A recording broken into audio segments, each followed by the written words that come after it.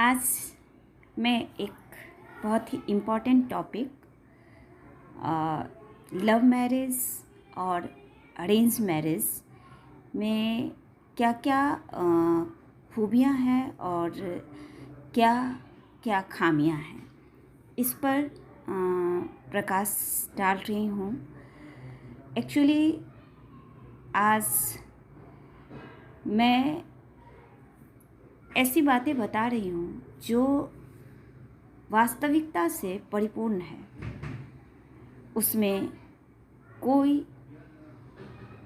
मिलावट नहीं है, कोई यानी बनावटी कहानी नहीं है, जो फैक्ट है।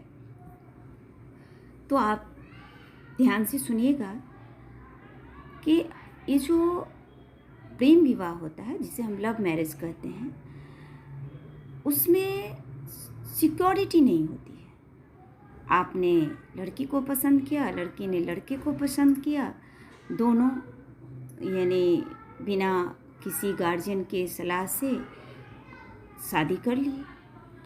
अब होता क्या है कि अगर आपने कुछ यानी बेहतर कर लिया, आपने मेहनत की, वक्त ने आपका साथ दिया, तो धीरे धीरे बाद में रिश्ता सुधर जाता है।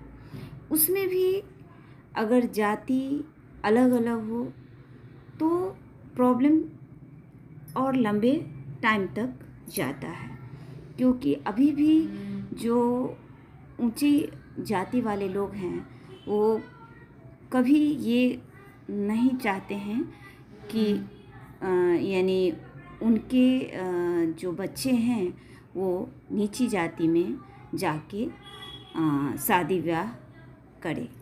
दूसरी बात की जो शादियां होती हैं वो सिर्फ यानी एक लड़का और एक लड़की के बीच नहीं, दो परिवारों के बीच होता है, दो समाज के बीच होता है, और उन दोनों के बीच का जो डिफरेंस होता है उसको यानी समानतापूर्वक देखना पड़ता है कि जो ये हमारे सामाजिक तौर पे ये हमारे बराबर में है या नहीं, जेन्युइन है, ये होना भी चाहिए।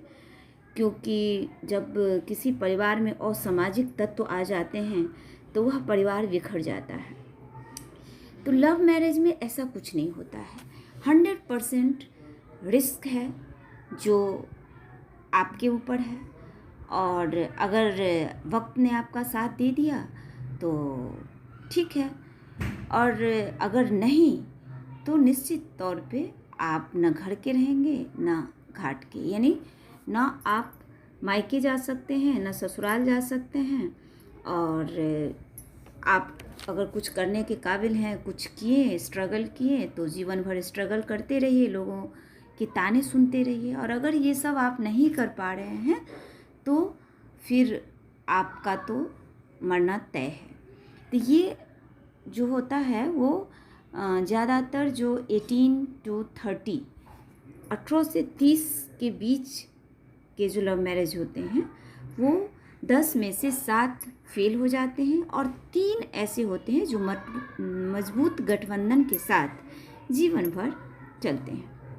मगर सामाजिक तौर पे जो अरेंज मैरिज होती है उसमें एक विश्वास की नींव रखी जाती है। भले ही बाद में वो आपके साथ खड़े हों या ना हो, लेकिन शुरुआत में विश्वास की नींव पर शुरू होती है, और यह विश्वास दिलाई जाती है कि आगे किसी भी तरह की कोई प्रॉब्लम होती है तो सिक्योरिटी तौर पे ये ज़मीन है, जायदाद है, ये घर है, जो कुछ यानी दहेज स्वरूप जो हम रोकड़ा पैसे एक दूसरे को देते हैं, वो सब कुछ यानी शगुन के तौर पे जेवरात, गिफ्ट जो भी रहता है वो एक तरह से सिक्योरिटी होती है।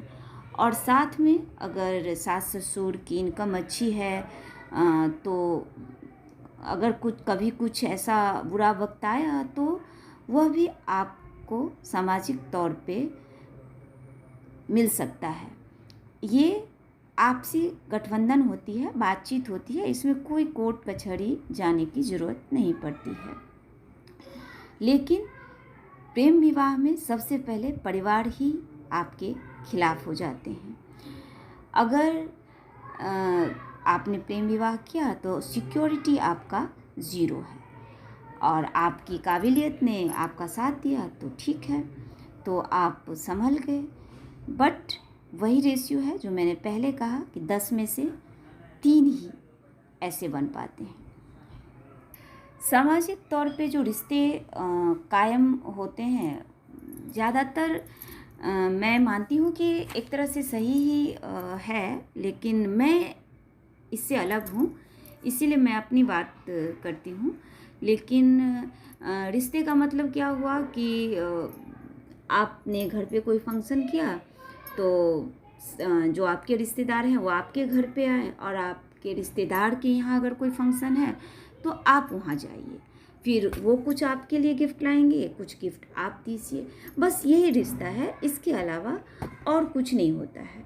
लेकिन ये बातें जब बच्चे छोटे होते हैं, जब अपने माँ बाप के साथ रहते हैं, उस टाइम में उनको इस बात का एहसास बिल्कुल नहीं होता है कि एक वक्त आएगा कि इसी घर के लिए हम भी कभी मेहमान बन सकते हैं, और हम भी मेहमानों की तरह आएंगे, और अगर कुछ अच्छा गिफ्ट लेके आएँ तो हमें ज़्यादा सम्मान मिलेगा, अगर कुछ ऐसा नहीं किए तो हमारा सम्मान कम हो जाएगा और लोग हमें बाय बाय टाटा करेंगे। तो ये सब चीज़ जब बच्चे माँ बाप से दूर होते हैं, जब अपनी जिम्मेदारी पर ज़िंदगी जीने लगते हैं, उस टाइम में धीरे धीरे समझ में आता है। लेकिन जब तक समझ में आता है तब तक अगर आपने यानी फाइनेंशियली स्ट्रॉन्ग नहीं हुए हैं, तब तो आपको निश्चित तौर पे रिश्ते खोने ही पड़ेंगे, क्योंकि आप अपना अपमान बर्दाश्त नहीं करेंगे, और आप इतने काबिल नहीं हैं, आपके पास इतनी कैपेसिटी नहीं है कि आप वहाँ पे जा कर के अपना कुछ अच्छा बेहतर प्रदर्शन कर सकते हैं। या तो ताने सुनिए, या तो तारीफ सुनना है तो आप अपना जेब खाली करिए। इस तरह के सामाजिक तौर पे चाहे आप देश में किसी भी कोने में चले जाइए, चाहे वो यानी बड़े घराने में जाइए या छोटे घराने में, जनरली यही होता है। कभी कभी ऐसा भी होता है कि आपके घर में कोई अगर बड़ा बन जाए और जो छोटे होते हैं वो कुछ गिफ्ट लेके आते हैं तो उनके गिफ्ट किसी कोने में फेंक दिया जाता है। अब ये सब चीज़ भी अगर वो देखते हैं तो उनको बुरा लगता है।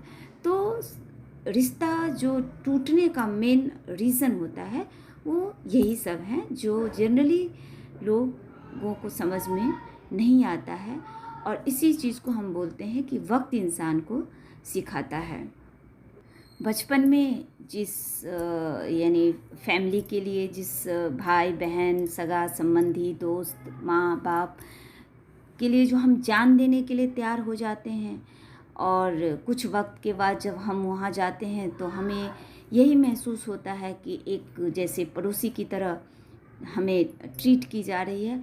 तो ये सब चीज़ क्या होता है कि एक बार 2 बार 3 बार लगातार जब इस तरह की फीलिंग्स आती है तो लोगों के रिश्ते कमज़ोर पड़ जाते हैं। तो कहने का मतलब ये है कि शायद कहीं कम कहीं ज़्यादा, इसीलिए मैं अक्सर कहती हूँ कि अगर कोई परिवार सक्सेस है तो सक्सेस वही परिवार है जिसमें जितने भी मेंबर्स हैं वो हमारे यानी हथेली में जो उंगलियां हैं उनके जैसे अगर हों, कि थोड़ा बहुत डिफरेंसेस है तो कोई प्रॉब्लम नहीं होती है, रिश्ते ऐसे चलते रहते हैं। लेकिन जैसे ही वो गैप डाउन और यानी गैप अप ओपन होता है, क्लोज होता है, तो वहाँ प्रॉब्लम होती है। तो मैं सही कह रही